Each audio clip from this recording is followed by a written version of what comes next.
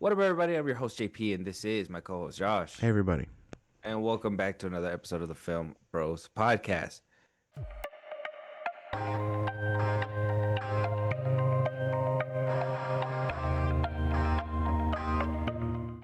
Josh, so today is the day. Oh, happy day. No, no, No? no, no. Oh, you don't know why I'm celebrating? Yeah, I Are you know curious why you're why I'm celebrating? celebrating, but the You other know why people I'm don't. celebrating? Yes. You know why? I'm gonna tell you why anyways. Even Okay. though you know why, I'm gonna tell you why anyways, just so you can stay on track and keep in touch with all the followers that are listening to us right now. So first things first, we have finally got confirmation, especially after months of speculation. I want to say a couple. I want to say about a year and a half of speculation. We've been basically saying, you know, Lucasfilm has not been the best. Okay, Star Wars has not had the best reputation, record, whatever you want to call it, as of lately. Um, it's all because of somebody's run, all right? Or I want to blame it on somebody's run that's been there at Lucasfilm for a while. She's the head, the president of Lucasfilm ever since George Lucas has basically handed it over to Disney. And that's the Kathleen Kennedy. She's been basically running Lucasfilm for the past 14 years. What started off strong with The Force Awakens slowly dimmed out around I want to say, oh, literally after the second or third movie, right? So, maybe Ryan Johnson's Star Wars Episode 8, or maybe it was Han Solo. It doesn't matter, but she tried to push something new, different, innovative.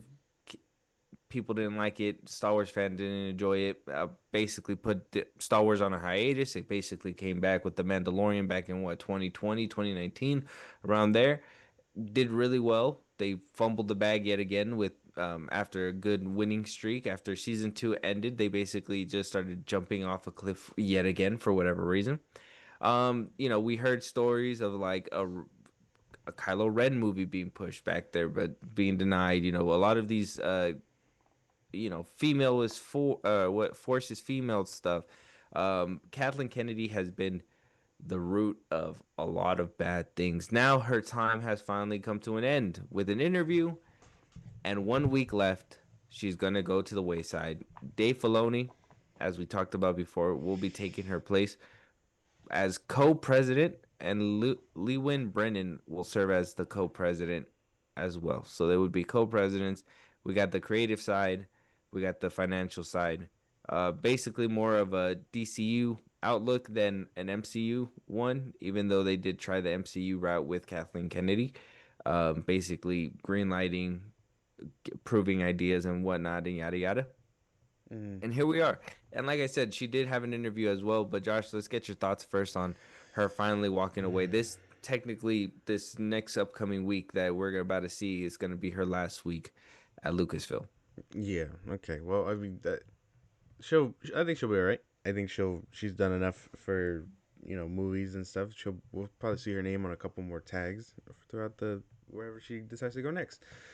I don't agree with the sentiment that she was the problem. I don't agree with that. I would say she had a hand, but I mean, in a whole, I would say Star I Wars. would say being the president means you have a big hand, but. No, because I mean, there's just a lot of moving components. I can also blame the fans. So I mean, I blame Star Wars Theory the most, but that's just me. If Dave Filoni and what's her name are co doing it, I'm fine with this because, like I said before, if Dave Filoni's too busy pushing papers, his ideas are basically gonna get pushed to the side. So the fact that he's just taking creative control and he's the one overseeing where everything's gonna be at, that's fine. And well, if she's pushing the papers and signing checks, that's fine. I mean, I don't see a problem with this. Of course, you don't. You didn't see a problem with Kathleen Kennedy running Star Wars either. So I mean, there really is no point in you speaking. This is a peaceful transition of power to you. For me, this is the evil Darth Sidious, who's been playing both sides of the board, is finally getting impeached because there's no reason for him to be president anymore. And that's Kathleen Kennedy. It's not a peaceful transition of power. I think that she really did tank a lot of these movies. I think a lot of the time she listens to fans, but the wrong kind of fans. What I mean, come on, dude. We got to be honest. Even though the Alkalite was had some decent moments, we got to understand like towards the end it was shit served on a plate. That Obi-Wan Kenobi show, though on paper probably sounded pretty good, did not get the outcome that it needed to. Especially when you could have probably made that into a movie and made it way more impactful than uh what was it, a 6 episode TV show? It just doesn't make any sense. The certain things that they had to do. Now I understand just like her, there's other bosses and they were like, hey, you need to make stuff for streaming. No, but the deliberate case to keep movies out of theaters, Star Wars movies at least, out of theaters, um, had to come from her. And that was because she just didn't have the confidence in the Star Wars fandom to put out good stuff and have the good reception come with it. Yeah, but She why was would she after what happened to Well, why after? would she when she cancels the Kylo Ren movie? Why would she when you decide to go when you go and not only succumb to what people were saying when episode 8 dropped? Like you basically did not stick to your guns and you changed course mid movie. Like the I think that's another thing that comes with this kind of job is that like you got to kind of know what your fans want and put your best foot forward and not be afraid. Right? After The Force Awakens came out, like the reception was good, but a lot of people said the same thing. It was a rehash of A New Hope. It's the same movie. It's just a different layout, whatever, blah blah blah. Blah. People said that and they got spooked. So what they do, they completely changed it in episode 8 and they changed it so bad. They got scared again because everybody was like, "Oh, you changed it too far." What the fuck? We didn't say change it this far. And then Kathleen Kennedy was like, "Oh, what the fuck do I do?" And so she backtracked it. She backtracked it. They went back to J.J. Abrams and they couldn't do anything about it. So then she said, I don't have the theatrical movie capability. I cannot put out movies and deal with this gamble, especially with Han Solo coming out and completely tanking because fans said, I fucking hate you." Like that's I mean, I understand her job is difficult, but at the same time you could tell that those steps that she were taking were not confident. They Exactly. were they were bad steps. Right. I can understand that. Like that's the thing. Now I'm not trying to fully defend her because I can understand not moving is worse than, like making, I guess, the wrong step, because at least then if you take a wrong step you can learn and all that stuff. I always advocated for, hey, you say what you want about the Star Wars movies. That last one, episode 9, made billions of dollars. So there's like I would have kept moving. That's the thing. She should have been listening to the money. Like that's the thing with Hollywood execs, where they just like they don't do that anymore. They just like, oh whoa, the fans might not like it. Okay, but that's a small majority of fans complaining about it. You know what I mean? So that, like, and now we're at this weird place where Mando and Grogu's coming out, and there's nothing going on with this movie, like buzz wise. Like that's the problem. That's the problem. So I mean, she's stepping out, and did like she gave. I enjoyed the trilogy. I know you didn't, but like I enjoyed the sequels, and so I'm fine. You know what I mean? And I kind of they were the TV shows were fine. I mean, I don't hate her enough for it to seem like she's Lord Sidious. I think that's crazy, but like, yeah, I mean, she was kind of a problem. At the same I time, did. the I fans were think a problem too. the best sequel was Ryan Johnson's. Right. And then That she was and the best then one. and then she comes in this interview, says that he was spooked, just for him to be on Twitter and be like, I wasn't spooked. What are you talking about? Yeah, You know what I yeah. mean? Yeah, exactly. We're gonna talk about all her comments in a second, but I did want to just get, what you thought about her leaving and, now it seems like you're changing your tune a little bit. In the beginning there, it seemed like you were kind of trying to defend it a little bit, a little No, hard, a little. because like I said, I don't think she deserves all this hate. She isn't Lord Sidious. That's crazy. I think she When you did come out, wrong, but at the when same George time, Lucas comes, when George Lucas made Star Wars, okay, it was just the Force, okay, the Force. That's all it is. It's the Force. It's the Force. Whoosh, it's the Force. Okay. And then Kathleen Kennedy comes along and says, "The Force is female." How is any brand gonna survive That's not when what. you come in That's and you do some dumb shit like that they're where talking you know about the shoe. That's not fair. That's talking about the shoe. it's talking about everything Star Wars, man. They were talking No, about everything, dude. You already know it. they were talking about Air Forces. That's ridiculous. That That's not true. ever since that movie came out, The Force Awakens, everyone's been pushing that weird narrative that she's some like feminist and things like that. It's not wrong, bro. I think that's crazy. I can't let you slide by that. That's crazy. No, no. You know that that's what they said, and you know that that came out usually. That came out around the time. You got to think about this too, because that came out around the time when like all that stuff was going on. You know, with like Ariana Grande was putting out a song called "God Is a Woman." Like literally, that's literally the time that all this stuff was happening. So I mean, yes, was it a time of like the Me Too's and yeah, that women are powerful and yes, we want to see strong women leads. Yes, yes, yes, yes, yes, yes, yes, yes, yes. We can get all that. And, I mean, we've seen strong women leads multiple times. Ridley Scott's done it with Aliens. I mean, James Cameron's doing it. James Cameron is also doing it right now with whatever's happening with Avatar. Like, we can get strong female characters and all this, that, and the third. But for you to go and take that whole movement to another level and try to inject that into Star Wars, that's never been, let's be honest, has never really been too female um like it's not the fan base is not mostly female.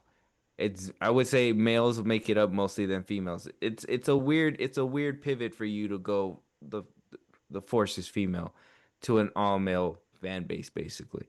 It's just like, well, is she hot? No, like is the force hot? And it's like, well, we can't see her, so that makes us angry. So we don't even know. What if it's a fat bitch? What if the force is some fat bitch? I Oh don't know. my god, I don't dude! know. Please stop. I, I'm just saying. I'm just saying. But yes, like I said, all jokes. Kathleen Kennedy is still, like I said, she's still, she still brought us some good stuff. I'm not gonna lie. I even think she's gonna say in one of these interviews as well that one of her regrets is probably the Han Solo movie. I think that's one of her better, like I really like that movie. I don't see the if she would problem. have put that out before she did that whole like a little too different thing, that would have been like the perfect. Would have been the perfect Star Wars movie probably. Like, it would have made so much money, but only because whatever happened with Ryan Johnson happened. That basically, I think that basically hindered whatever was going to happen there. So, transition of power, Dave Filoni, and we'll talk about him getting it in a second. Let's talk about Kathleen Kennedy's outgoing comments. So she did give us an update before she winds up leaving. She says that James Mangold's film is on hold, but has an incredible script, which is the first Jedi movie. That one is on hold. Donald Glover has turned in a script for the Lando movie, which we know that that was a series, and then they wound up turning it into a movie because they said it was just so good. Simon Kingberg is actively working on a trilogy that films that Dave and Linwin are very on board for. So they're making a trilogy from Okay, Simon Kingberg, those are the X-Men movie people. the X Men movie. And let's just be honest, The Last Stand was in his filmography, so let's just keep that there. Taika Waititi turned in a script for a film uh, Kathleen Kennedy calls hilarious and great. Holy fuck! Fuck Keep it away. yeah, no. And Fuck Taika also Waititi. she, sorry, one more time. Fuck Taika Waititi. I can't. No, Hmm. he sucks. She also confirms that the Hunt for Ben solo script is on the back burner. So there's a few projects that she's gonna be leaving with you know with little to no effort or interest put into it as of right now, and she's probably waiting to see what the next leadership basically does. She is also saying that Lucasfilm and basically anybody has no interest in exploring Indiana Jones right now, which I mean after the monumental flop, she couldn't just stop at Star Wars. She had to go and fuck with Indiana Jones too. They basically, that's on the back burner. Nobody's touching it. Um, Another thing that she wanted to admit, like I said, was the Han Solo movie basically not being one of her great ideas, right?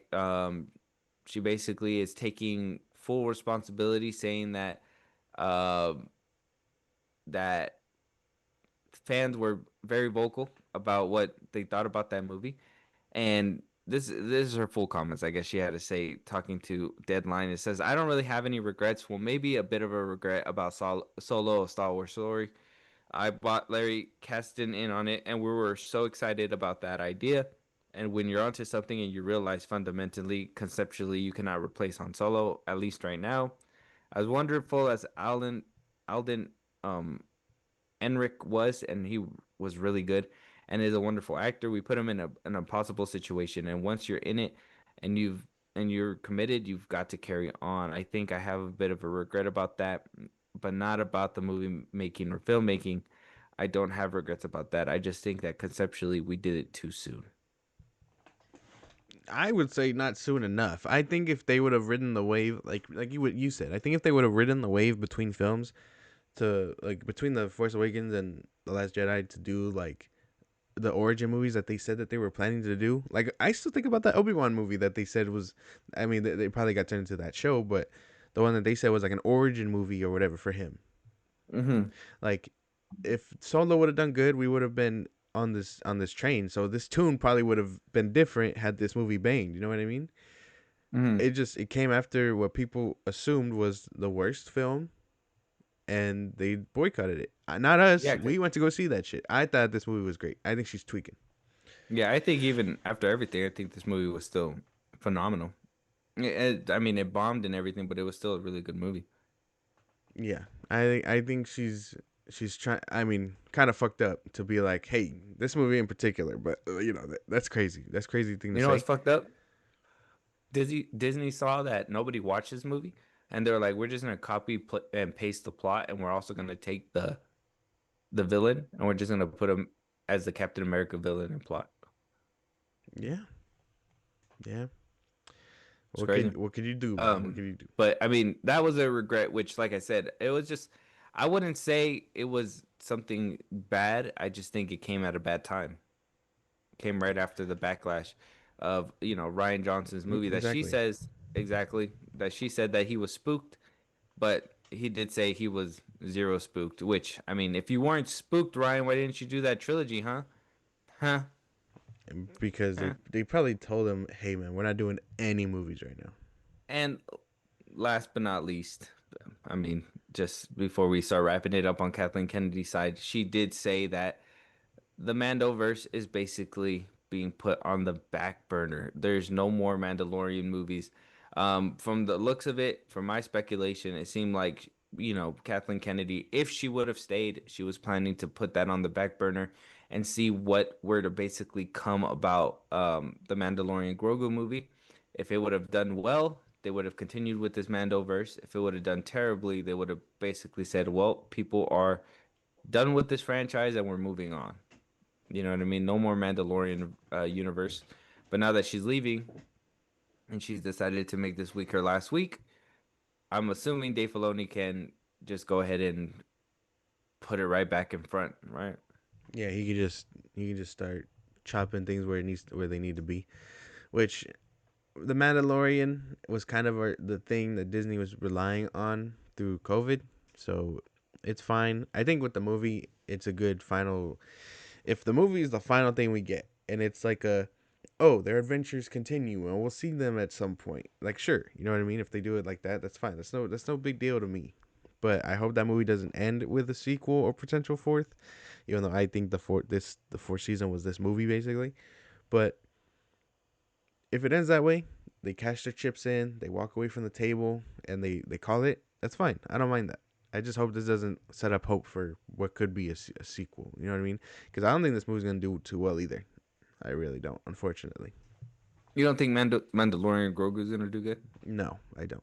Uh, I don't think so. You just being a hater. If this was first season Mando, where he was still doing like bounty hunter shit, sure, maybe I could see that.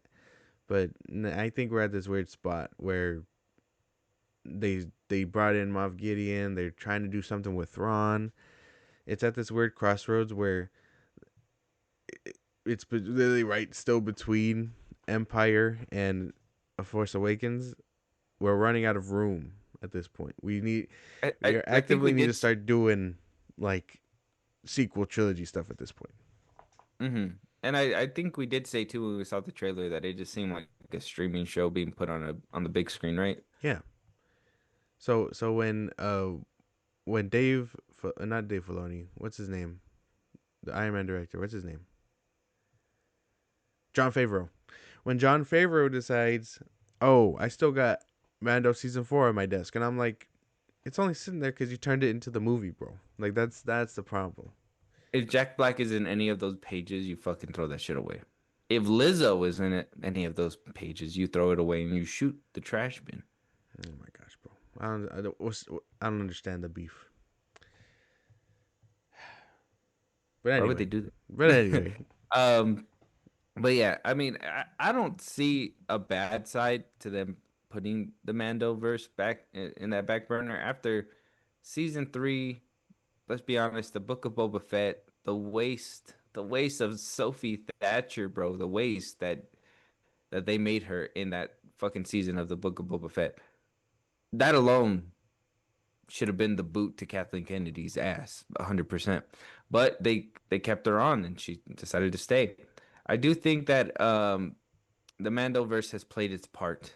I think after season three, it kind of showed, unless we're gonna get back to the peak, which was I would have to say season two.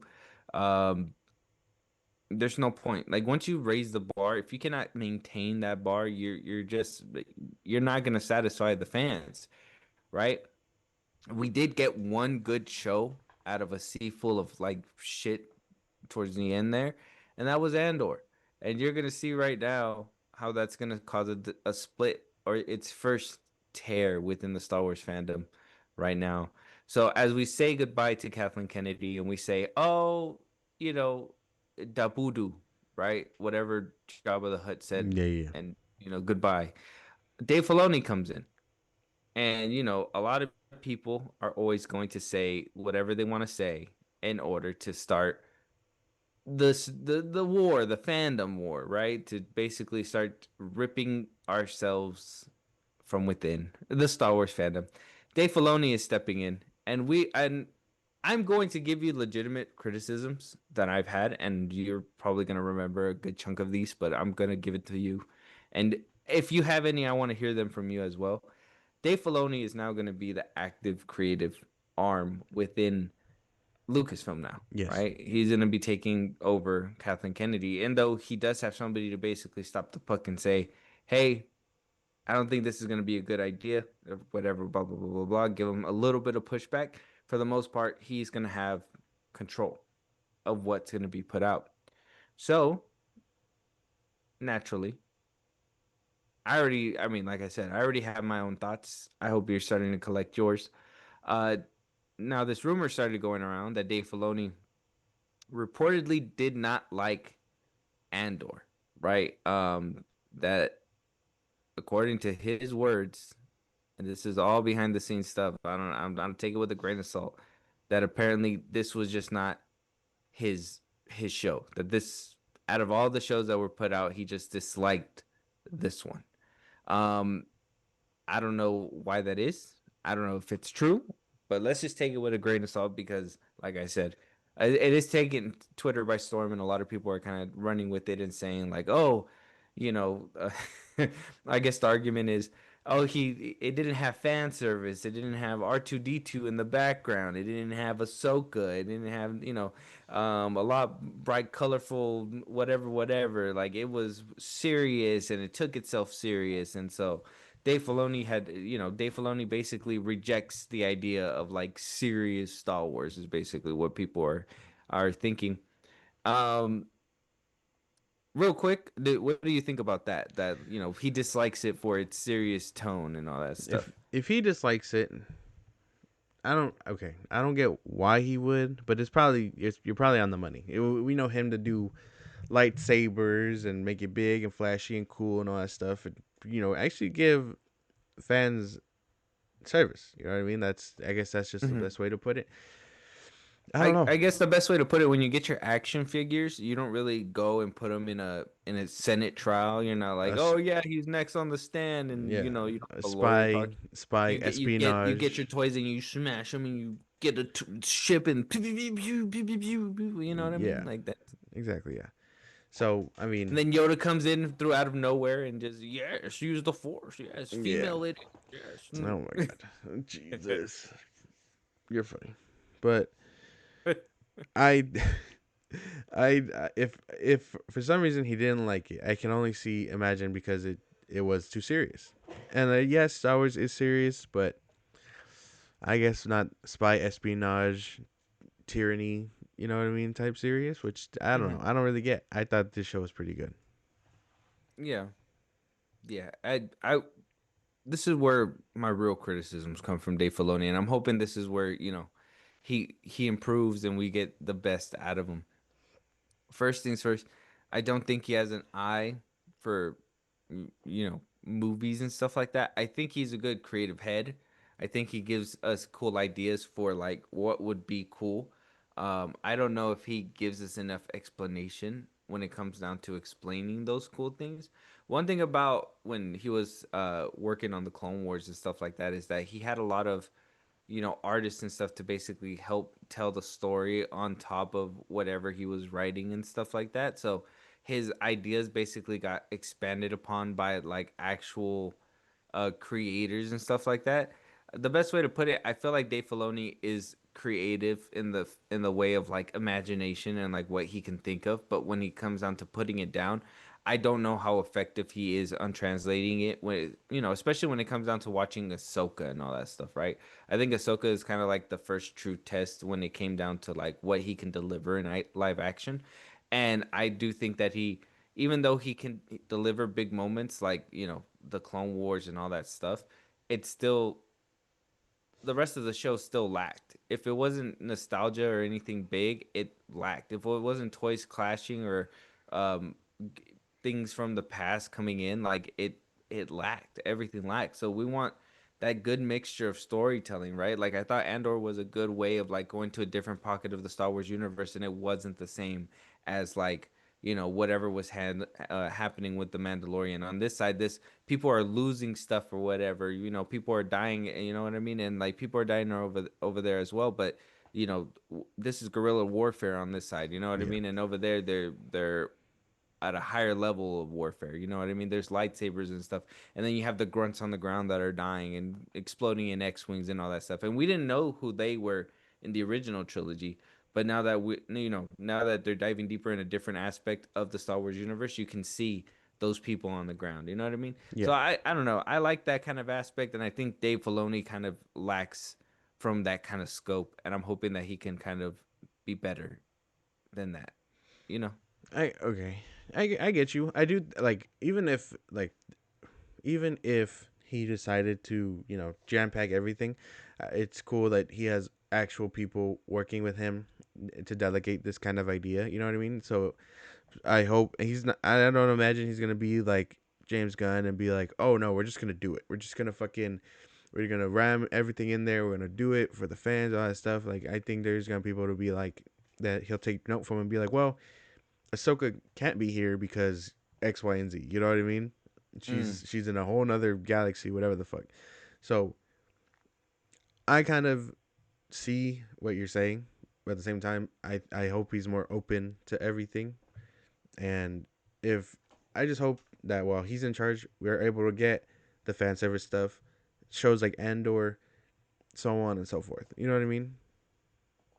That's kind of what I hope for. Like I hope we can Mhm. all live and there's Star Wars projects for everybody. That's what I'm hoping for. Right, and not just be, and not just be because it's the same thing. I really like that we have you know, for those that really enjoy that side of Star Wars, we also have a Goonies now, right? We have a Goonies within Star Wars. We have like a Yeah, more family friendly, kind of Star Wars. I like that kind of stuff. I like that we're able to, do these stories that don't necessarily have to expand Star Wars lore, but you see in a different side of the universe where it's like their own little story, right? Because I'm pretty sure in a galaxy far, far away, the big galaxy that it is, that they're able to jump to different, galaxy to galaxy. There should be more stories out there, right? There should yeah, be other factors that basically helped out, people surviving the tyranny that was the Empire, or whatever happened in the sequel trilogy. Was that it's not the Empire, it's First Order, the Oh yeah. First Order, right? Mm. And then so on and so forth, separatists and whatnot. But yeah, I don't know. Dave Filoni coming in, it sounds good. Obviously, the other person is just there to cash the check, so make sure that you green light stuff, right? But other than that, Dave Filoni is the one who's going to be basically green lighting it. Um, so were those your actual concerns? Is that Yeah, is that basically I it? would hope. Yeah, basically, like I hope now that Kathleen Kennedy's gone, that like all that stuff on the back burner that fans kind of want. Like I want to see that Kylo Ren, the search for Kylo Ren, because the comics did some crazy stuff with him recently that can actually bring him back if they wanted to. So I'm down for that. I hope Dave Filoni isn't just about like I hope we can get rid of his fixation for the Clone Wars, but I do hope we get other era stuff. You know, I think did you see that Disneyland is gonna be doing like a subsection for the original trilogy? Mm-hmm. Like that's cool. Like why? Like Yeah. at some point we also need to dive and do original trilogy stuff for them. But like the fact that it's sequel and now original trilogy, like that's cool. So I hope Mm-hmm. that we can start diving past the Clone Wars era at this point. Speaking of that too, well, this year, just like giving you a heads up, we're gonna have to make a trip to Burbank because we're gonna George Lucas is opening up his Star Wars Oh museum. yeah, that's right. The museum. I saw that. Yeah. Mm-hmm. Okay. Mm-hmm. We're gonna have to make a trip. We're making a trip. Okay. But that's gonna be for another time. But let us know what you guys think. Star Wars is in new hands. Kathleen Kennedy is out, passing the Star Wars baby from George Lucas to Kathleen Kennedy, Disney, right? The bigger, I guess, nursery to now Dave Filoni, and I don't want to leave her name out because she is gonna be there. She's kind of like on the side over here, It's like these two is the actual transition of power, and then she's over here like, "Hi, I'm here to write the checks." I push papers. But her name is Lin Brennan. So Dave Filoni and Lin Brennan will now be co-president of Lucasfilm, and Kathleen Kennedy will be heading on out. There's still a week. There's still a week for her to turn around and be like, "I'm not fucking leaving." Yeah. The force is female. God damn it! Oh I'm my. staying right Let it here. go. Let it go. I'm, I'm staying right here. Let us know what you guys think. Moving on, Josh Paramount. Uh, David Ellison cannot take no for an answer, and I, for one, I love it. I love the tenacity. I love the sticking to his guns. I like the fight, and the fight's not done with this man. Okay, David Ellison is now filing lawsuits, losing lawsuits, um, all in one day, basically. So he basically filed a lawsuit in Delaware, basically, compelling the court to compel Warner Brothers Discovery to divulge what's basically being talked about within the Netflix and Warner Brothers Discovery deal. He wants to know what's in there so he can either match or give more money, but even though he still doesn't believe that Netflix is even giving them half the deal that they're giving them, he wants more of a disclosure. The Delaware judge picked it up and put it right back down and said, "This is not what we're doing." They did not grant him anything.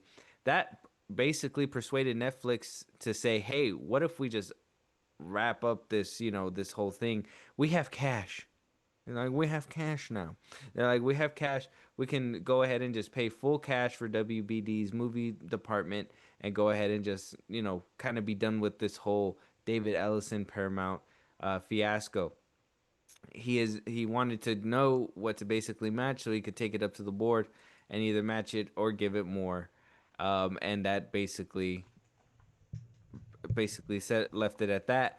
David Ellison is still going to the court. He's still being turned down, but like I said, I gotta respect the man. He's not taking no for an answer. Not taking no for an answer. I'll tell you what Nah. Netflix doing on their side to basically sprucing up the deal as well. I think I'm done hearing about Paramount. It's such an embarrassing thing for his company. Every time I see a Paramount movie now, I'm gonna have to be like, his CEO, their new CEO, is being a fucking crybaby about this stuff. I can't. I don't think it's gonna hit the same anymore. He's not being a crybaby, man. He's getting what's his, bro. He needs this. He needs Warner Brothers Discovery. If he's rolling, I'm telling you, man. I'm telling you. If I'm rolling out the red carpet, if I'm paying top dollar and this is the only thing on the shelf, I'm fighting tooth and nail too. I'm like I'm literally I'm paying more than what it's supposed to. Now, don't get me wrong. I wouldn't pay extra. I'd be like just give it to the other guy at this point. But I mean, if you're paying more and you know that this is something that you really want and this is something that you're kind of hinging your thing on, and literally the Paramount without the Warner Brothers Discovery library, they're basically without WBD's movie selection, Paramount's not they're not gonna be able to do too much. So they need this. They need this win. They need it desperately. And I know why. I understand. And I like I said, I respect it. They're not taking no for an answer. And they're if anything, it was some big nuts to put more money down on the table and say, here, you want more? Boom, take more. I don't give a fuck. We'll give you some more. But we want this. We want it all. And you're gonna give it to us all. And so now he's meeting with political figures. He's meeting with entertainment industry people to basically rally them up to stop this Netflix deal so he can go ahead and pay for it. Get it, It's get just it. not gonna happen. It's just not gonna. That's the thing. That's the problem. He's doing all this, and for what? What are they gonna come out and say? What are they gonna tell him? What are they gonna do? That's my problem. They have influence, sure, but I don't see how much influence. You know what I mean? Like that doesn't sound like a good idea. I don't know. I don't know. Where you see shame, I see tenacity. I see. Yeah, Like, don't I get me see shame. wrong. You got to be honest. They're making a move. Their payout turned into an all cash payout. WBD is going to shareholders. They're working hard to hide the information from Paramount, but they're also listening to them and trying to see, trying to hear them out. But labeling it a hostile takeover is still gonna keep people a little bit cautious to be like, oh well, why is it so hostile? What are you bringing to the what are you bringing to the door, right? And apparently it's just David Ellison crying. He's like, I got paperwork that says you gotta look at my shit. You gotta look Yeah, at my cash and at least look at the cash. like you have to Then consider it. as I was looking at the cash and he's like, no, I still want Netflix. I don't know why. I still want Netflix. Even though they're still looking towards Netflix, Ted Sarandos is changing his tune yet again, going from yeah, movie theaters rock to no, we don't we movies are content to yeah, movie theaters and then to no, not movie theaters and then now to movie theaters again to only a what was it? I think it was like a 20-25 day window. Yeah, And now coming back and saying that actually we want a 45-day window. Um, also saying, like I said, David Ellison is also bringing in his political people. Trump technically made a comment about it a couple of days ago, saying that he is now going to take a look into this whole Netflix thing. He that something doesn't seem right. I don't know if that was David Ellison, and his father Larry basically finally getting him to move or saying something nice to him to the point where he was like, okay, we'll do what you want. But Donald Trump's apparently gonna be on the warpath to basically stop this whole merger thing from Netflix. And so, I mean, he's doing what he can. Apparently, a lot of people are taking this as like, oh, he had a taste of the box office success from K-pop Demon Hunters, so now he wants to continue that. But apparently, and that basically comes with this comment that Ted Sarandos basically said here. He says, "When this deal closes, we will own a theatrical distribution engine that is phenomenal and produces billions of dollars of theatrical revenue that we don't want to put at risk. I'm giving you a hard number. If we're going to be in the theatrical business, we're competitive people. We want to win. I want to win opening weekend. I want to win box office." So that 45-day window is coming in as like you know as interesting interesting little side money, especially because Netflix also has deals with Sony to basically stream their movies on their streaming service as well. So they're basically they're raking in the dough from all sections. Ted Sarandos is now really kind of afraid of everything, so they're going to this all cash offer. So I don't know. This deal that was supposed to be a quick, oh, who has the highest bid turned to, I don't want the highest bid. I actually want Netflix, and kind of targeting that and holding on to it. And now, Ted Sarandos changing his tune for the fifth time in the past couple months since, Christmas and all that stuff. I don't know. I don't know. It almost sounds like he sounds like he heard backlash and was like, wait a minute, we depend on their $30 a month. like what? Like that's what that sounds like. So if the I guess this kind of puts the worries at ease about the movies in the box office, but at the same time, do I want to look at a streaming movie on the big screen? I don't know. I don't know. You know what I mean? Like, are they gonna look like a movie, or is it gonna look like a Netflix movie on the screen? Like, that's the difference. Now we're just talking Well, technical stuff, but no, no, I no, don't want no, that. no, no. Well, that I'm glad you put it that way because that is the next that's the next uh, train of thought, right? Paramount, Netflix. I mean, Paramount's gonna keep continue to do it. Like I said, you can hate them, we can love them, but at the end of the day, if they got the money, they're gonna push for it, right? Tesserando's changing his tune about everything but one thing, right? And that's the way that he makes movies. Movies are content to him, and I'm going to prove it to you right now. This is a Joe Rogan clip featuring Ben Affleck and Matt Damon, and they basically confirm confirm a rumor that we heard that apparently Netflix knows its target audience basically has TikTok brain. And so even established and esteemed filmmakers, veterans in the game, have to change what they're doing in order to keep up, especially with the Netflix criteria of movies, right? When it comes down to making movies, or how Ted Sarandos would say it, making content. All right. So let's jump into this clip, and you let me know what you. Oh, well, I'll pause it because it's a long clip, but you'll let me know what you think about it afterwards. Okay. Experience of watching at home, I think, you're watching in a room, the lights are on, other shit's going on, the kids are running around, the dogs are running around, whatever it is. You know what I mean? It's just a very different level of attention that you're willing to, or that you're able to give to it.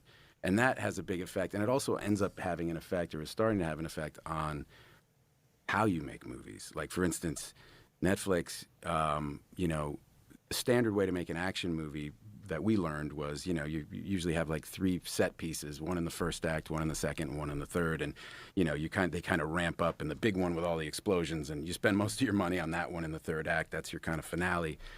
And now they're like, can we get a big one in the first 5 minutes to get somebody, we want people to stay tuned in, and it wouldn't be terrible if you reiterated the plot 3 or 4 times in the dialogue, because people are on their phones while they're watching, you know what I mean? Oh, no. And so then it's going to really start to infringe on Creatively. how we're telling the but story. then you look at Adolescence, it didn't do any of that. didn't do shit. any of And that. it's Yeah, fucking yeah. great. You know what I mean? Yeah. So I think it's dark too. It's Yeah. tragic and intense. It's like guy who finds out this kid's accused of murder, and it's like, and there's long shots in the back of their head. They get in the car, nobody says anything. I think there are those. Look, these I wish that ideas, were like, that you do feels this more trick, like the do that trick, exception. you know. It's so masterfully made that it feels a little more like the exception. I hope it's not. My I mean, feeling is just that it demonstrates that you don't need to do any of that shit to get people. You know what I mean? Like, and I think yes, like look, hey, the town had the action thing in the beginning, the first 5 minutes, because you know what I mean? Like, it's a common trick that you would go like, let me grab them and get them invested in. It's like the movies that start with the hero hanging from the cliff, and now we're gonna flash back to the beginning and tell you how they got there. I always feel like complaining about it makes me feel like one of these guys was like, when I was a boy, like. Yeah, it's still So it's they still understand.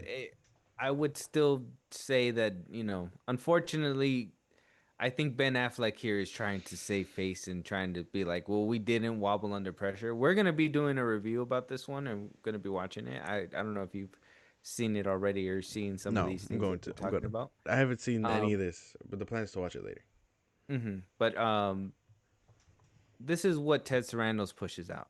This is what he calls up Ben Affleck and Matt Damon to do. Now, the whole action scene thing, cool. All right, yeah, let's grab people in. You know, if we have the money and we can, if we want to invest a little bit more to make people sit, cool. Reiterating the plot 3 to 4 times because we know people aren't watching is a crazy statement to stay, and especially a crazy standard to you shouldn't conform to the consumer. The consumer should kind of conform to the film, right? In a way, like it shouldn't be like I guess in a way if some consumers like the accommodation to how they do it, right? Some people put on a Netflix movie, they'll clean up the house while they have it in the background or something, right? And they like the all the extra dialogue because you don't have to sit and watch every single thing, right? And then you have people that don't take it as content and actually take it serious and want to see these films taken seriously. And then you have Ben Affleck talking about how they have to do the heist for the 13th time in the film. So it's like if they're able to even, I mean, we've already kind of seen it with Guillermo del Toro and all that stuff Yeah. like that. That kind of felt Netflixified, right? Like we're like, man, he made The Shape of Water. He's done Hellboy. Like this man is a goat in his own right, and Netflix hindered him, right? So, what is Netflix capable of doing this to everybody? Will they do that to IPs from WBD? Will they do that to movies that go into theater? Like, I don't want to see a shitty Netflix movie on the big screen. You know what I Exactly. mean? Like, that's not my goal. This worries me. They got Matt Damon. That's Jason Bourne, and they Yeah. got Batman. And That's they the got worst. Batman. Yeah. I mean, yeah. It sounds like Ben Affleck's more like oh well, it's just the way we do it now and all that stuff. But no, no, it's only the way you do it at Netflix apparently. So I think it's wrong. I think that is now something to be very worried about because I don't want to have to, like you said, I don't want to have to be in the movie theater watching a WB movie and then halfway in they're doing that whole like, oh, my name is and I'm the tech and then oh, this is the leader and this is the funny one and all that stuff and then it's like for the third time they're just like, well, we got to get the thing. Oh, we didn't get the thing. Let's plan. Let's plan again. The plan failed. Let's plan again. Like I don't want that. I don't need that. Mm, yeah, it kind of sucks. It kind of sucks to think that this is all that stuff that's happening. Ugh.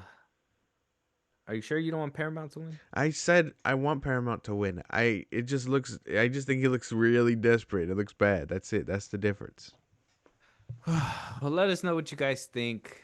Netflix is gonna continue to Netflix. Paramount is fighting for their life when it comes down to this acquisition. Netflix is kind of strolling around saying, you know what?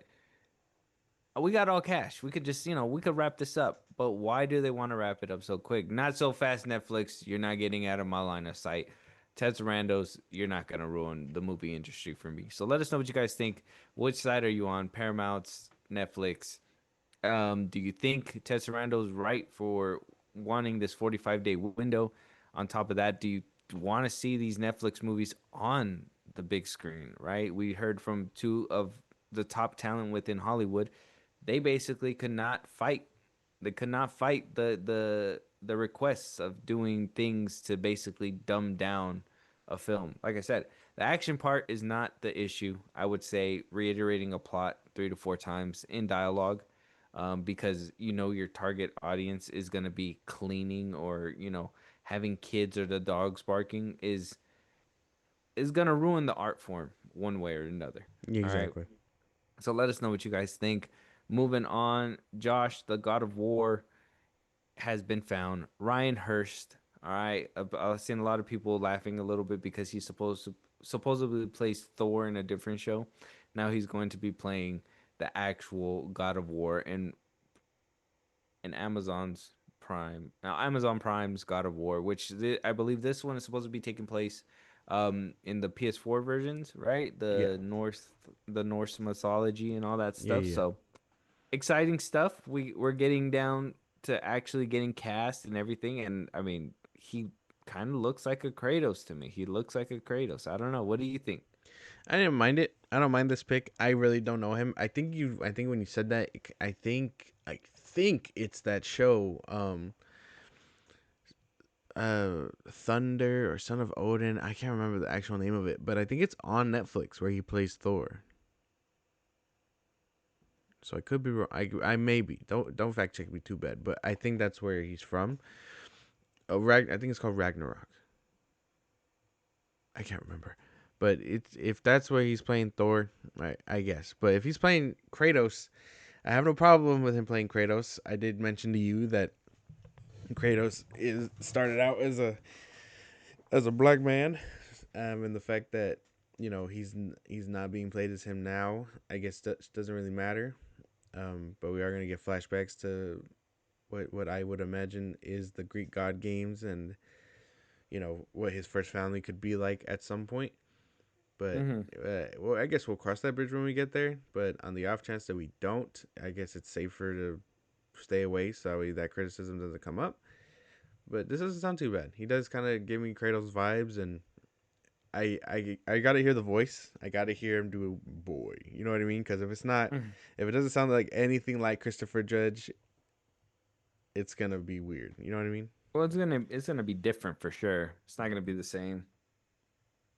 And he has to have that scream, like the like the gruntiness, the manliness that comes with being Kratos. So if he got it like that, then he got it like that. But if not, it's gonna be very weird and very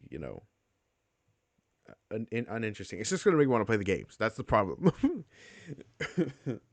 Well, apparently he's a fan of the games, so put it on Instagram of him.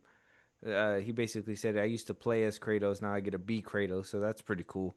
Hopefully he really takes it to heart and really cares for this character. I mean, I'm more worried about Amazon being in charge about this show because Amazon has a history of hitting and missing, and when it misses, goddamn, it misses hard.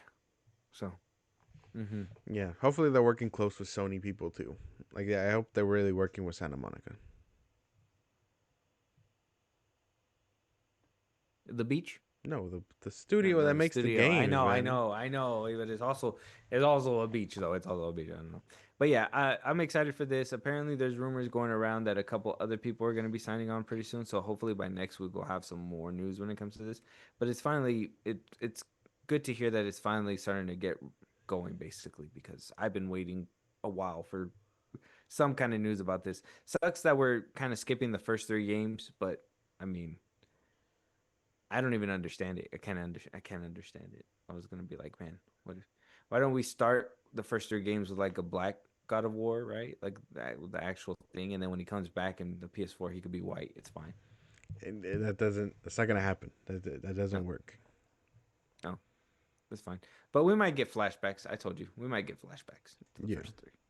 yeah. That's what I'm thinking. Or like you said, even in the PS4 one, the 2018 one, at the very most, we got hints of him fighting Zeus. So we're gonna have to get what someone like him but younger to even try Mm-hmm. and play a young Kratos. Damn. I guess the first three games had a crawl for the PS4 versions to run, Yeah, right? yeah. For the PS4 and PS5 versions to run. And now they get the TV show and the first three are just like, what about us? And we're What the like, ah, fuck? you're from our childhood and you're kind of like the mock trials. You're a little too graphic. This one's more family friendly. After Basically, yeah. after what was it? Didn't he snap Homeboy's neck? Yeah, I he don't know. snaps he Spoilers for snaps Zeus's neck, yeah. yeah, it's crazy. Let us know what you guys think. Moving on though, Josh, here we are, the DCU. We're still getting updates. Not as big as before. It's been kind of quiet. I think Doomsday's been basically taking up all the limelight when it comes down to the fandom, all kinds of fandom. Obviously we reacted to the four trailers that they've been putting out. They even put out a little thank you slip because I believe combined total, they got over 400 million like views when it comes down to those trailers. So they're really eating that shit up. But one thing that came out to basically hype up what's coming out next when it comes down to the DCU side of things. Tom King confirms that Darkseid will be in the DCU's Mr. Miracle show. Now, this Mr. Miracle show was announced a couple years back. I thought it was abandoned a while ago, but even James Gunn put out a post on Twitter celebrating Mr. Miracle on its, I believe, the issue's birthday or something like that. Um, Tom King went on a podcast and basically talked about Mr. Miracle because he's basically going to be the one writing that show. And he had this to say: "We are in the middle of making this absolutely wonderful show as good as it possibly can be. I'm the showrunner. I'm writing every single episode. I can confirm that Mr. Miracle is a DCU show that has huge implications for the DCU at large. We are doing it right. Mitch is a producer on it and a designer. We got to cast Darkseid and we got to cast Orion. Obviously, Scott and Barda were the big ones. We're finding the right people, we're finding the right designs, and we're finding a way to tell this story." He says that I wrote the comic nearly a decade ago, and I'm not the same person who wrote that story. That was a very raw, emotional story. It was about breakdowns, it was about suicide, it was about love, it was about huge themes of what is real and what is not real. Revisiting that has been a revelation, and I am utterly in love with it. To me, it's the best thing I ever wrote, but also I've had 10 years of people talking to me about it. Mr. Miracle is All going to be right. coming out. Big implications. Darkseid, Orion, Barda. The new gods. Mm-hmm. I mean, that's cool. That's cool. I mean, I think the people that are mad about okay, the fans that are gonna eat this up love Darkseid. They love DC. They love Mr. Miracle. Whatever. I have no problem with that. The fans that are gonna have a problem with it, one, people don't like Tom King, and two, Darkseid. I think if the other side, the Snyder fandom, is like, oh, the Darkseid sucks and all that stuff, that's just more fuel. Sure, but at the same time, I don't know. I'd have to wait and see. I have to wait to see what the show looks like because I'm picky about my animation. And two, if everyone's just a joke in this show, it doesn't even matter at that point. You know what I mean? Who cares? Well, James Gunn's not writing it. Tom King. Yeah, people don't like Tom King. I like the comparison. I think I want to give him credit for it because I mean I thought about it, but he put it on a fucking Twitter. But I think it was Mercury. He was like that.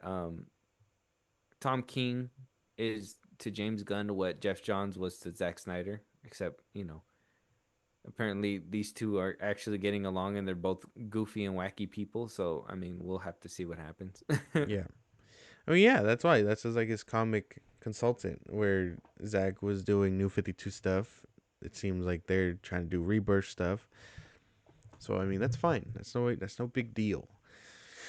I don't really have anything to say. I mean, I hope the show's good, but I don't really read Mr. Miracle like that. So uh so I mean, are you a Mr. Miracle fan? no, Do you know him? I know of him. I just don't know. I just don't read his stuff. That's it. That's the problem. It's I was just. seeing theories that he might be the one to take out Peacemaker from that prison. I mean, yeah, he could do that. I think if the show focuses more on like the relationship between him and Barda, could be cool, but I'm not too sure. I don't know. Okay. All right. I guess I'm not that big of a DCU fan when it comes to this section of things. I mean, I'm more of a. I heard Darkseid was gonna be in it, so that sounds cool. But then exactly what you said. You basically caught me right there, red-handed, right here. Yeah, I'm gonna be like, yeah, Zack Snyder's is better, 100%. You can't be like, oh, Darkseid, and it's not like, oh yeah, they they did it already, but better. Especially an It's kind animated of like Darkseid. We've had it's kind of animated like Darkseid putting out a forever. Spider-Man after Andrew Garfield. Yeah, yeah, sure, yeah, but it's like an animated. It's an animated Darkseid. We've had a bunch of animated Darkseids already. How different could this one be? You know what I mean? Well, this one's supposed to be live action too. Yeah, whenever we get there, we're Yeah. we are 4 movies deep, right? 4 or 5. We're about to be 4 or 5 movies deep, and they are still, in my opinion, getting their bearings. Supergirl's barely the second one within the DCU. Blue Beetle, Superman. Oh yeah, Peacemaker. It felt like a fucking terrible ass movie. That's the flaw. That's something different though. That's something different. It's just I don't know, dude. I think at some point we're supposed to get it, but I don't even look forward to it anymore. It's 10 years in the making. Who cares? Who gives a fuck? You know what I mean? So we're not too until we see like a trailer. We're not too Yeah, excited for no, the I'm show. not really vibing with this. All right, I guess we'll have to wait and see for when more stuff comes out. But I was hoping for a little bit more out of you when this one. I don't know Mr. Miracle like that. Like I'm still waiting on Batman. In my opinion, this is just another like D-lister. You know what I mean? Like in the like. This is somebody else that they're just bringing that it's obscure that not a lot of people know, and they're gonna just bring them in and do whatever they want with them. Exactly. That's exactly how I feel. Where's Batman? Where's Wonder Woman? Where's Exactly. Martian Manhunter? Where's Where Green where they Lantern? at? Where they at? That's all I'm saying. That's all I'm asking for. That's all I need. Well, it'll take a miracle for them to bring them out, I guess, because I mean, Mr. Miracle's gonna be the first one. Booster Girl seems to be on the back burner. They're doing this animated show. I'm assuming we're gonna have to wait to see what happens with the acquisition, and obviously, what happens with Supergirl to basically see what's gonna happen with the future of this DCU. But I Yeah. mean, Mr. Miracle for everybody, yay! Yay. Let us know what you guys think. Moving on, Josh, they stuck to their guns. We have trailers here. First things first, we're gonna go with Lee Cronin's The Mummy. We thought, all right, rumors were going around that this movie was such shit that they didn't even want to call it The Mummy. They said, no, we're gonna call it The Resurrected. Okay, we want nothing to do with the Mummy name, and they even decided to um, bring back Brendan Fraser for The Mummy 4, and they're still going to be doing that, but that's going to be in a separate timeline. This movie is Lee Cronin's The Mummy. This is going to be the Mummy premise. From what I hear, the story is supposed to be about a family losing their daughter and them eventually reuniting with her after years with a mummy curse. So this is going to be a completely different kind of mummy movie. It's not going to be that the mummy that we know and love. And if you love Tom Cruise's, then that's not the one I'm talking about. I'm talking about the Brendan Fraser one. I recently rewatched those. Those are fun. They're fun. Second one kind of goes a little wacky, I gotta say. Yeah, no. I mean, I don't. Let's just get into it, man. I don't really have anything like elite. Like, if this was the one that was so bad, they had to like change it up and everything like that. I guess we're in for Yeah, something crazy. this is the one. This is the one. So hopefully it's something good, right? Yeah, hopefully. Let's hope for it. Let's jump into it.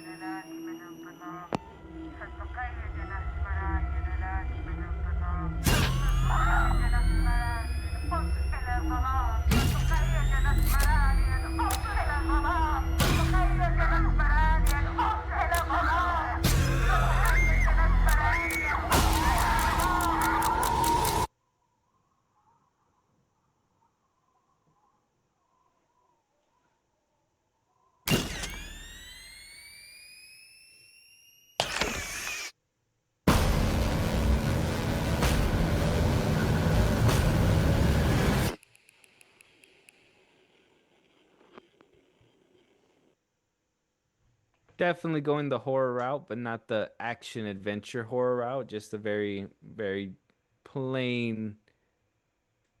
Scary movie. I wouldn't say plain. This one reminds me of them trying to do like a really bad rip off of the 28 years later trailer, Yeah. but with the mummy. So This one played in front of um the 28 years later, the or Bone the Temple. Bone Temple. Yeah. Now that I'm remembering it, I mean, it doesn't look too bad, but at the same time, it doesn't feel like a mummy movie. So maybe they were onto something when they called this movie dog shit. I don't know. It doesn't feel well. I mean, this is something I need different. a real trailer. That's easy. I need a real trailer. Probably. I mean, this is coming from Atomic Monster and Blumhouse, so I mean, does it have? Apparently, there was rumors that James Wan himself walked out of this movie. Yeah, it's hard to do that. I guess we won't be seeing it at Horror Nights, I guess.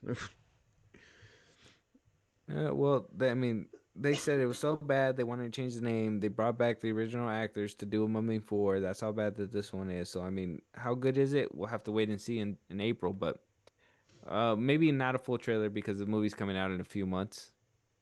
Which is kind of weird that we get the first trailer literally a few months from from the release date. Literally, it is what it is. But yeah, Lee Cronin's the Mummy. Yay! It's not called the Resurrected. It wasn't such a dog shit. They had to change the name. Yay! Yeah, they just slapped his name on it so you know when to walk out, who to blame. Yeah, they're like, yeah, Lee Cronin. We're not gonna remember him. Let us know what you guys think. Moving on though, Josh, another trailer. What do you get when you put the Joker next to Thor, next to Storm, next to the Hulk himself? Well, you get Crime 101. Yeah, we got Crime 101 coming from Amazon MGM Studios. We got Halle Berry, Mark Ruffalo, Chris Hemsworth, and Barry Cohegan. Not sure what this movie's about, but I mean, do you think that this stacked cast will keep your attention? I would hope so, man. This is another trailer that played in front of that movie. I think this one's been in theaters for a minute though. I think I remember seeing it in front of Avatar. So it's supposed to be coming out soon. That's possible. It came out with the Bone Temple. So did it? Maybe. I don't know. Okay. We have to wait and see. Oh well, yeah. This is the second trailer technically because we did watch the first one. Yeah. But it was a teaser. Oh, okay then. I'm down. Let's go. So this is gonna be our first like actual look to actually know what the hell's going on here. Okay. So.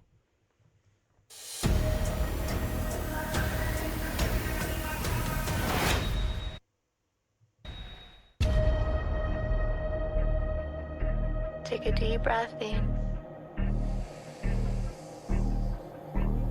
and exhale.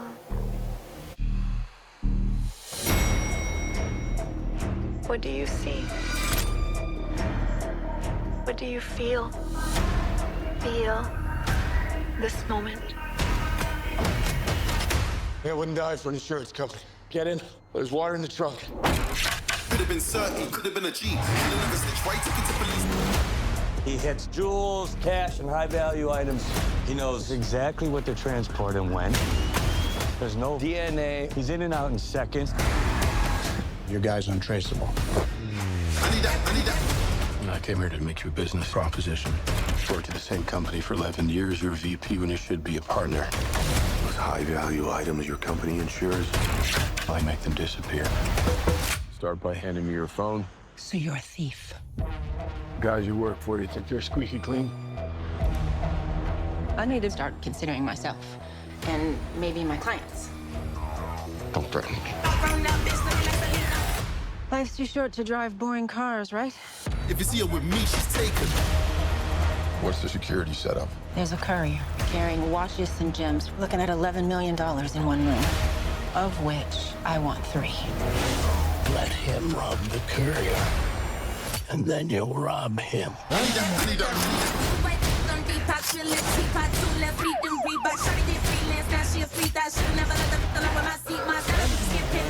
My dad always said you gotta break a few eggs.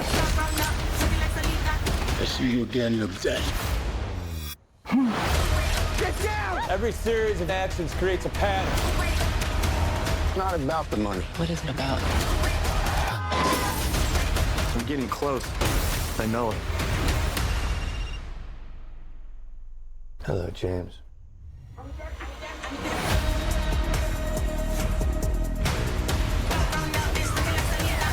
I need that.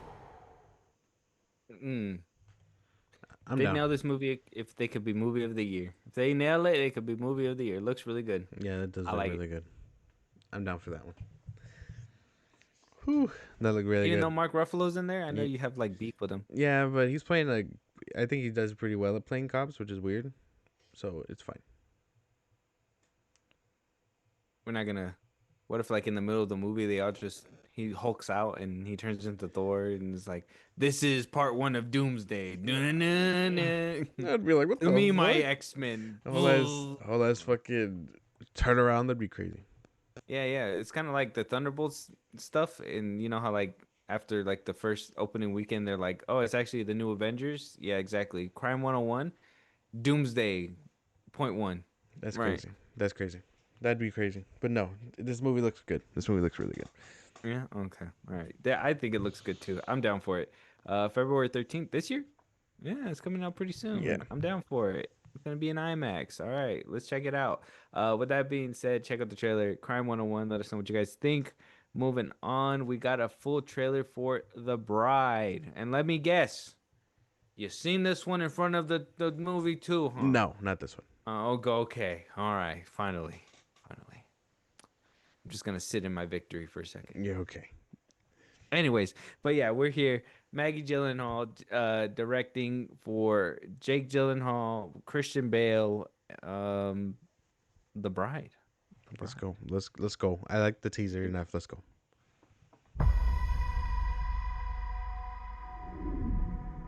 Can anybody help me? Please. I didn't want this. I didn't want any of this. Please. Help. Help.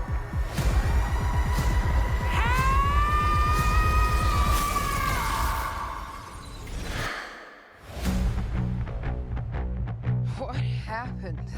You had an accident. An accident, huh? We dug you up, and we brought you back to life. Get on stage, and I call her by her first name. What do you want with a dead girl? I'm the same, born from the dead. I am a monster. Yeah, so am I.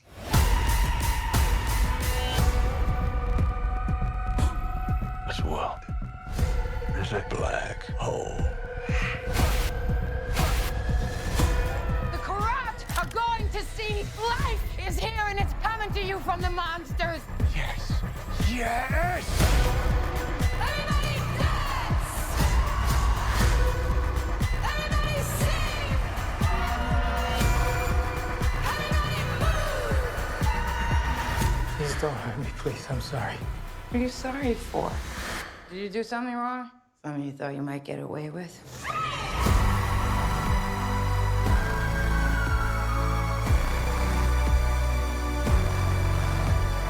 Stop right there!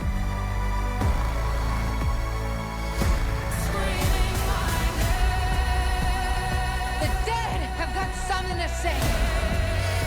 And I'm saying it.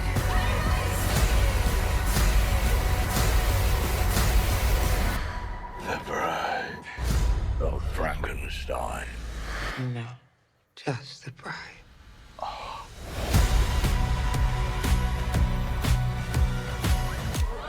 Scared? I knew it. It's Frankenstein meets Bonnie and Clyde. I'm down for it. Yeah, no, I'm down. That looks really good. Yeah. That might be movie of the year. That's pretty good. Yeah, that looks like it had not a lot of Jake Gyllenhaal. We only seen him for like a second, but I'm down for it. I'm down for it. Yeah, either it's gonna be really great or really bad. Yeah, I'm hoping it's really. I'm great. hoping it's really good. Yeah. All right. Wow. I gotta show Speechless. Julie this trailer. Speechless. Yeah, it's actually really good. It was actually really good. Let us know what you guys think, though. Check out The Bride. It's worth at least checking out, and then hopefully when the movie releases, it's really good. It's coming out in February, I believe it said, right? Yeah. Am I No, March 3rd, something like that. Oh, okay. All right, check out the trailer. Let us know what you guys think. Moving on, moving on. Last but not least, oh, I was kind of avoiding this one because I thought it was gonna just die down, but it kind of seems like this is another controversial trailer. The Burbs, The Burbs. Now this trailer right here is a remake with Kiki Palmer. This is a remake of the original The Burbs starring Tom Hanks. They basically they're redoing it, rehashing it, and it's a Peacock original. If you don't know what I'm talking about, I have no idea what you're talking about. Just so you could see, maybe you seen a picture of it or something. Right here, The Burbs. No. You never heard of it? Never seen it? No. What? No. Yeah, it's about a guy. Shit, I even forgot about what it's called.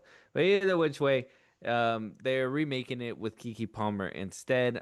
They even had a poster to match exactly this one with the whole standing in front. Watch Kiki Palmer. Oh yeah, see, Oh wow. standing in front with the little spatula and the hose, everything, the whole 9 yards. They're just Okay. redoing The Burb. So let's check out the trailer. I mean, if it looks decent, I think we should do a review of the original and maybe the remake and see why people are so furious about it. Okay. At night I can't sleep. I toss and turn candlesticks and You must be Rob Fisher's wife. Welcome to Ashfield Place, the safest town in America. We went from city loft to lawn so fast. I know living in my parents' house wasn't exactly part of the plan. I mean, every day is the same thing. These people are crazy. It's the Burbs, babes. So what's the deal with that old Victorian house? It's haunted.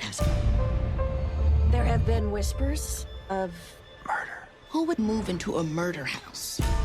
I did see him in the woods. I'm not sure what he was up to. I had to give him space. I was nude.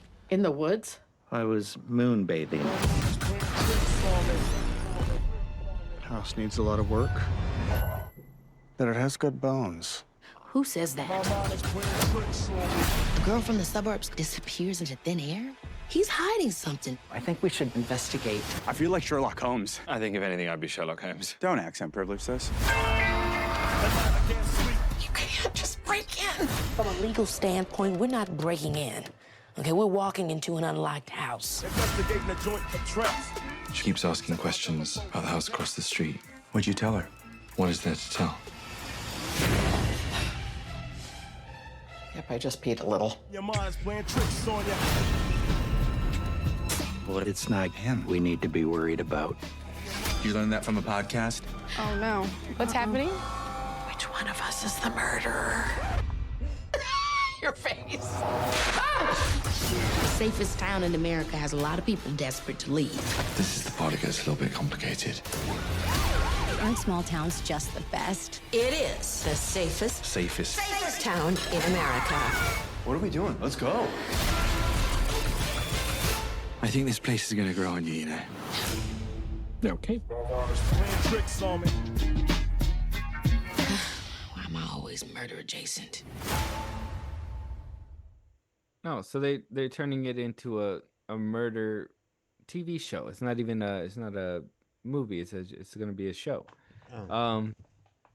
We'll have to look at the original trailer or something to figure out what's really missing here. It just seems bland.